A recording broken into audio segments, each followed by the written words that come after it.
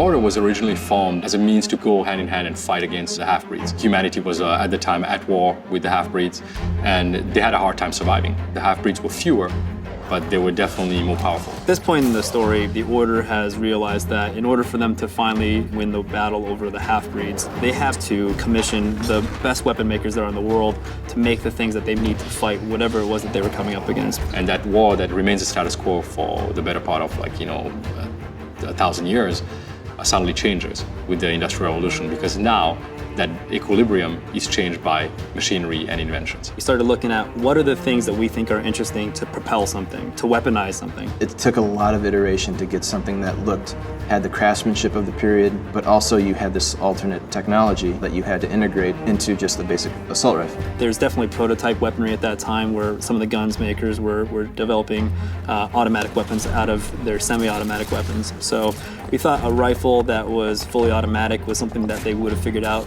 Designing, the Knight's kind of bread and butter, which is the combo rifle. That was kind of the challenge of, just looking at all the issued rifles through all the ages and Industrial Revolution up to World War II and trying to pick the tone of what we wanted to hit. So we attempted to make a Victorian version of the AK-47 plus this kind of alternate fire. At the time, they had originally there was something called a combo gun, but it was a rifle shotgun setup, so we kind of took the name, leaving the form factor of the kind of master key setup and changing the shotgun out for something that delivered kind of like a concussive blast. There's plenty of conventional weaponry that feels like it fits in that era, but then there's a little more kind of prototype weapons that are definitely kind of pushed in terms of what was available in the time. For years, I've been watching videos online of, thermites, this cool thing, and people don't really know much about it, but you ignite this aluminum oxide powder, and it turns into this big, sparking, thing that can weld, it can cut. That's exciting. Let's figure out how to make that. It kind of spits out projectile thermite pellets that you can spray anywhere, and then you take a high temperature flare, throw it into that cloud, and then it ignites everything.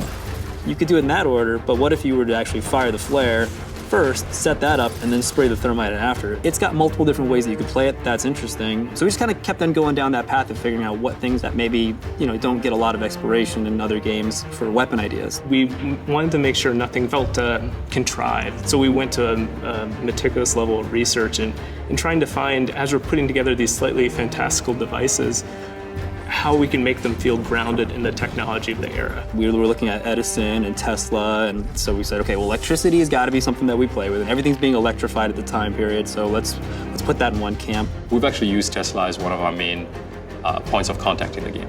He provides weaponry, he provides devices that he invents, and they are sometimes based on actual real things that he's done. Because he's kind of like, in our game, a little bit of a makeshift kind of MacGyver, he's crafty. He doesn't necessarily put things together in the most beautiful way, but for him it makes sense. You never cease to amaze, Nicola.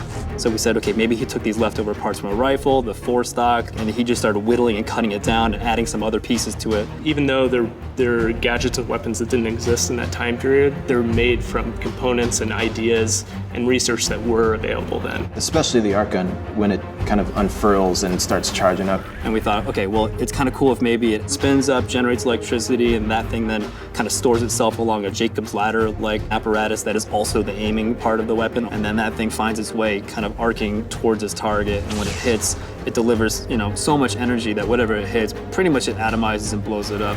People were developing these gadgets at, a breakneck pace and not really considering kind of the safety of the user. We wanted to make it feel like it's sort of on the edge of what is safe to wield. Especially some of the prototype weapons where part of the allure of them to us was that thing looks kind of unstable. That looks just as dangerous to the operator as it does to whoever's on the receiving end, So that's kind of some of the fun of the weapons. While they don't necessarily look comical, we try to always make them look, like I said, realistic and classy, that there's an element of kind of danger in some of them. They actually feel a little bit on the edge. This is for the players.